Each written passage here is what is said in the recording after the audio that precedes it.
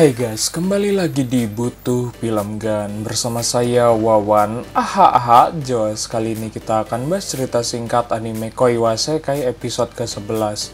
Tapi sebelum masuk ke ceritanya, kita mau ngingetin ke kalian, jangan lupa untuk klik subscribe dan like juga guys. Ayo sama-sama bantu channel ini supaya memberikan hiburan ke semua orang, oke? Para pasukan Gelato lagi-lagi beradu mekanik dengan Gekko, namun sayangnya senjata yang mereka miliki itu hancur berkeping-keping. Singkat waktu, di sebuah kantin, Desumi bersama Majima dan Kyoko sedang makan siang. Namun Majima melihat Desumi yang menyadari Ran-Ran alias putri penghakiman selalu sendirian terus. Kemudian Desumi menemui Ran-Ran. Namun saat Desumi mengajaknya untuk duduk bareng, Ran-Ran malah cabut begitu saja. Senior kelinci drone menemui Desumi yang sedang ngahuleng. Dijelaskan olehnya kalau Ran-Ran itu orangnya sibuk dan bertugas menjadi agen rahasia. Sampai-sampai dia jarang ngobrol dengan orang lain. Sebelumnya kelinci drone itu sudah meminta Ran-Ran untuk bisa ngobrol dengan yang lain. Singkat waktu di markas besar, Ran-Ran yang sedang berjalan di sebuah lorong itu tidak sengaja bertemu Desumi lagi. Saat akan berpaling darinya, Desumi memberikan sebuah surat undangan makan malam di apartemen miliknya. Singkat waktu, malam pun poek, di apartemen itu sudah ada Majima dan Kyoko dengan menggunakan pakaian gemes. Majima pun bertanya-tanya sejak kapan Desumi bisa mengajak ngobrol Ran-Ran. Namun Desumi tidak tahu. Beberapa saat kemudian, bel pun berbunyi. Desumi yang membuka pintu itu pun kaget karena yang datang adalah Fudo, kekasihnya. Majima dan Kyoko pun sampai kaget dan riweuh karena hal tersebut.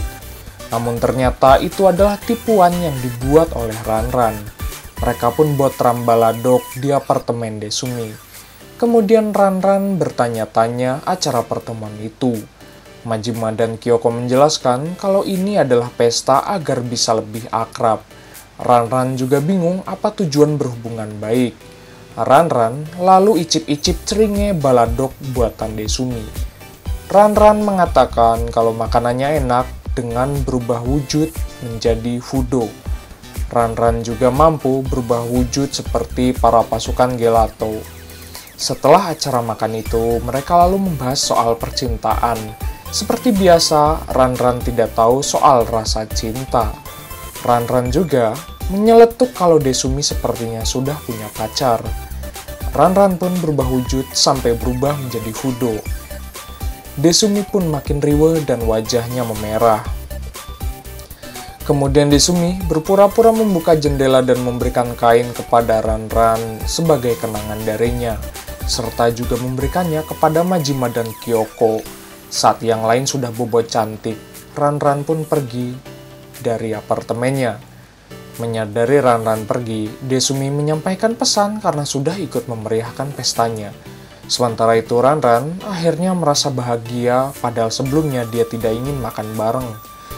Singkat waktu, pada saat hujan salju itu, lagi-lagi Gekko dan Gelato terlibat adu mekanik. Tapi di sisi lain, Desumi dan Fudo malah sibuk bobogohan.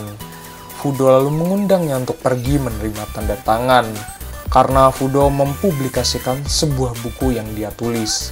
Singkat waktu di kelas, kedua orang teman Desumi menyadari kalau dirinya terlalu excited dengan buku tersebut. Namun tanpa diduga, Desumi malah nyeri panas tiris dan liar. Hingga dia pun tigolep-perak ke lantai. Dibantu oleh kedua temannya, dia pun dibawa ke ruang UKS. Putri darah itu pun mengurus Desumi yang sedang sakit. Desumi tigolep-perak lemah tak berdaya. Dia mengirim sebuah pesan kepada Fudo. Beberapa jam kemudian, Desumi terbangun dan diborgol. Putri darah itu lalu mengganti pakaiannya dan mengelap badan Desumi. Sementara itu, Majima dan Kyoko mencari Desumi.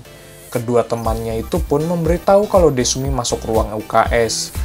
Majima menyadari kalau dulu pernah masuk ruang UKS dan diganti kostum menjadi kostum baby di tempat itu.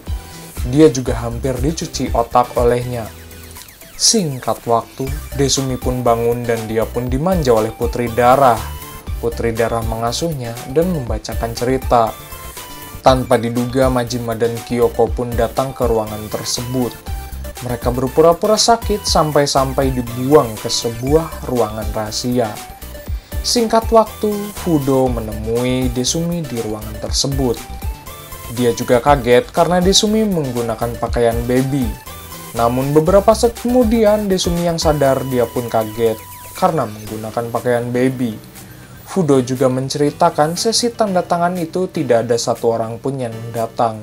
Desumi pun menawarkan diri untuk meminta tanda tangan darinya. Anyway, cukup segini pembahasan ceritanya. Sampai jumpa di video berikutnya. Bye-bye.